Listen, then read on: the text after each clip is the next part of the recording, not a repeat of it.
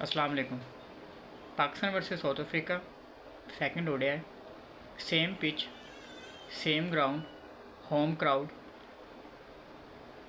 सारी वो चीज़ें जो कि आप सालों से फेस करते आ रहे हो और आपको पता है कि पिच ने रिएक्ट कैसे करना है, because you have been playing a lot of cricket on the same pitch from over the years. लेकिन परफॉर्मेंस, अनप्रडिक्टेबिलिटी जो टैग लगा हुआ है वो हम हटा सकते हैं। अगर हम वो टैग ही हटा देंगे तो हमें फिर पाकिस्तानी क्रिकेट टीम कौन कहेगा। लास्ट मैच हम रो के जीते, इजीली जो मैच जीतना चाहिए था उसको हमने 8 विकेट्स खुआने के बाद जीता। जो दूसरा मैच था उसके अंदर बजाय कि अपनी पिछली गलतियों से सीखने के, अगले मैच में इंतहाई गंदी परफॉर्मेंस। चाहे आप बैटिंग की बात करो या बॉलिंग की बात करो। सबसे पहले तो बैटिंग से स्टार्ट करते हैं। फ़खर साहब ये सीनियर प्लेयर हैं।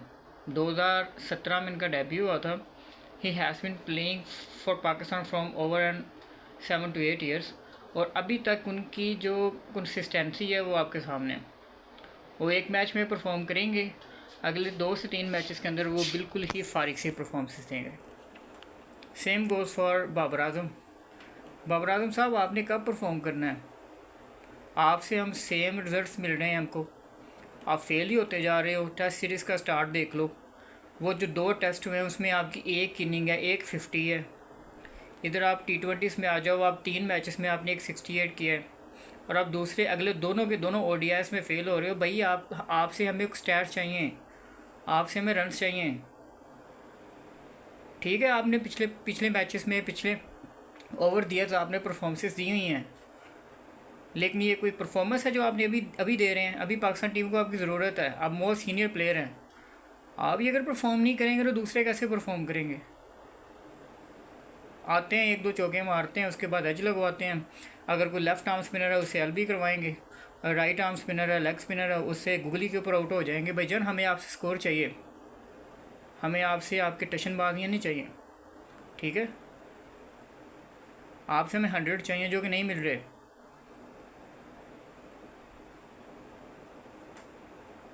हम हम फैंस हैं, हमें सालों साल हो गए हैं आपको देखते हुए।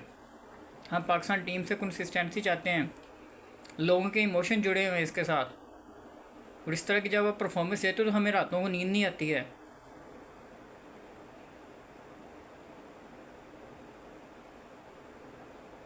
रिजवान साहब की बात कर लें, ओ भाईजान वो बॉल छोड़ने वाली है जिसके ऊपर आप आउट हो रहे हैं।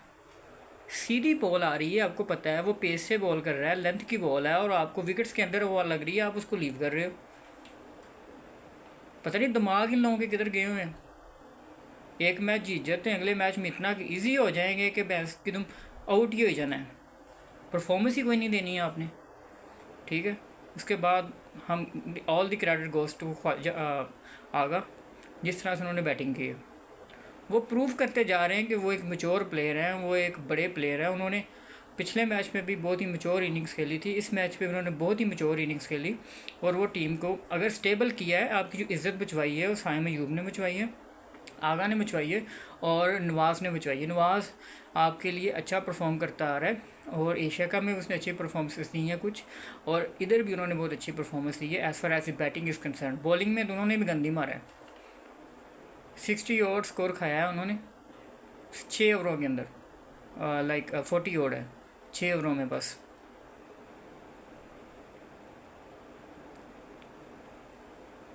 ठीक है, हुसैन तल्ला साहब, मुझे समझ नहीं आती इन जनाब का रोल क्या है टीम में। इनको स्ट्राइक रोटेट करने के लिए लेके आते हैं कि इनको टीम का बेड़ा गर्क करने के लिए लेके आते हैं। इंडिया का एशिया कप का मैच जो कि ग्रुप स्टेजेस का मैच था, पाकिस्तान अच्छा परफॉर्म कर रहा है, 110 समथिंग के ऊपर 1 या 2 आउट हैं।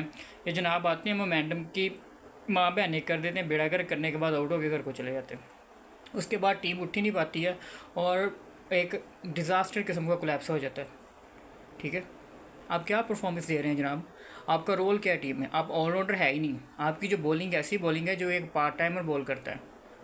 ऑलराउंडर होते हैं हार्दिक पांड्या जैसे, शेन वॉटसन जैसा, जैक कैलिस जैसा, इन बंदों को हम ऑलराउंडर कहते हैं। पाकिस्तान में हर वो बंदा जो कि 115 या 120 की स्पीड में बॉल कर लेता है, कोई 1-2 चौके लगा लेता है, थोड़ी बहुत बैटिंग आती है, वो ऑलराउंडर का टैग लगा देते हैं।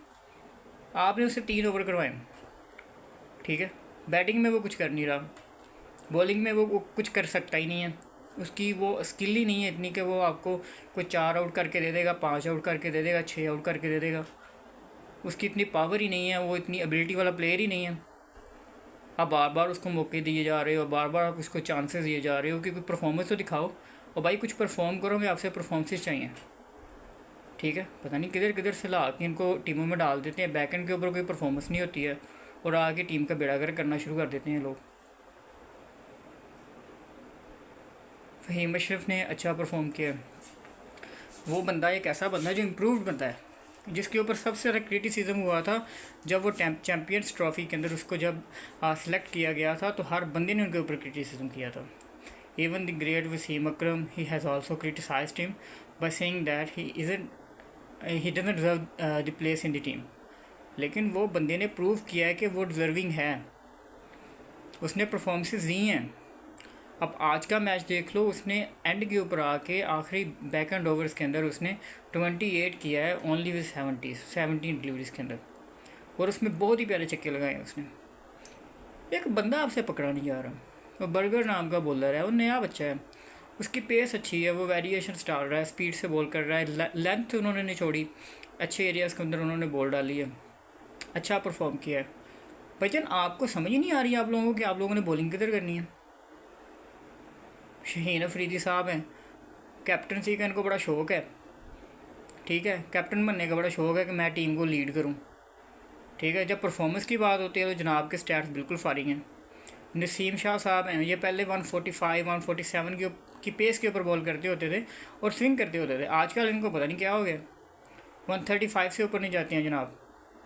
मैक्सिमम स्पीड निकालेंगे तो 140 मैक्सिमम वो तब है जब आप फुल इन्होंने जोर लगाया होगा, वो भी टच करते हैं, नहीं तो 134 135 136। पता नहीं इन बंदों इसकी उम्र क्या है, 22-23 साल का है ये बस अभी। ठीक है, लीग्स में जाते हैं, ये लीग्स में जाके 140 प्लस मारते हैं। और भाईजान आप लोगों से हमें आपसे परफॉर्मेंसेस चाहिए। ठीक है, नहीं परफॉर्म कर रहा, बाहर करें इसे, किसी और को मौका दें। सलमान मिर्ज़ा को लेके आएँ, उन्होंने अच्छा परफॉर्म किया है।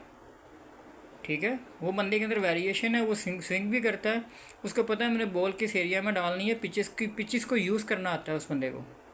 ये सारी ओवर इन्हीं पिचेस के ऊपर खेलते हैं और इनको ये नहीं पता कि बॉलिंग किस एरिया में करनी है, किसमें नहीं करनी। 270 को इतना फारिग टोटल नहीं था, हम एक्सपेक्ट कर रहे थे कि ये फाइट बैक करेंगे, लेकिन उन्होंने बॉलिंग इतनी मीडियोकर किस्म की है कि आप समझ लें कि इन्होंने बेड़े कर रखी है। उसके बाद आप उसके ऊपर आ जाएं, क्या नाम है उसका, क्विंटन डिकॉक। आपको पता चल रहा है कोई प्लेयर खेल रहा है, आपको लगता है कोई बंदे ने बैटिंग की है, किसी बंदे ने कुछ परफॉर्म करके दिखाया है, टीम के लिए खेला है और उसने टीम को 40 ओवर्स में उन्होंने रन चेस कर लिया। और अगर वो फर्स्ट बैटिंग कर रहे होते और 270 उन्होंने किया है chase within maximum of 40 overs, और अगर ये काम चलता रहता 10 ओवर वो और खेल जाते तो ये 400 तक टोटल होता और इनके पैर फूल जाने थे। ये प्रेशर में आके तो पहले से भी गंदा खेलते हैं।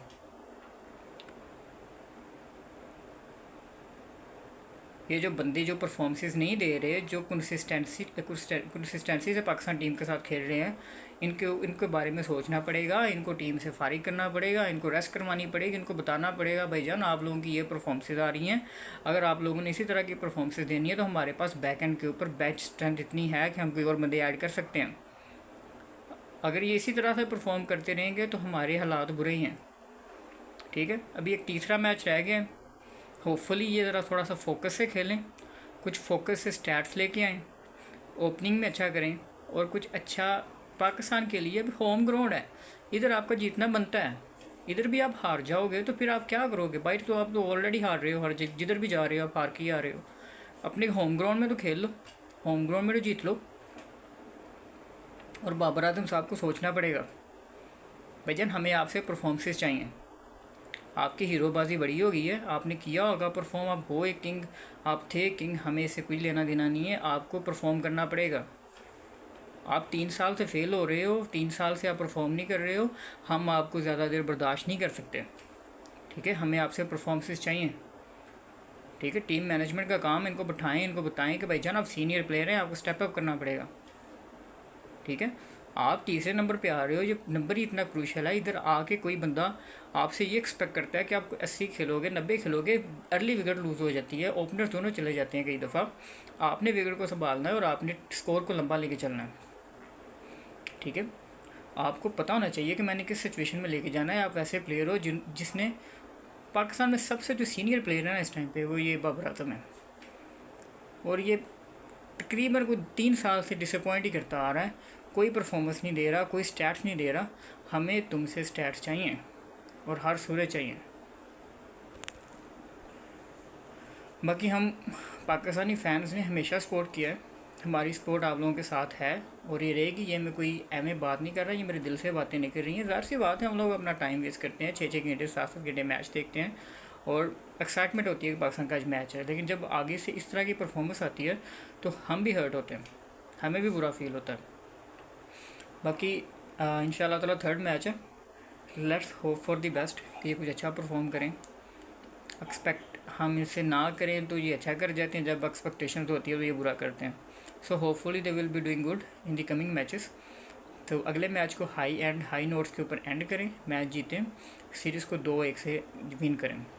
ज़ाहिर सी बात है, जब आप इतना गंदा मैच हारते हो तो आपका कॉन्फिडेंस लेवल जो होता है बहुत नीचे गिरता है।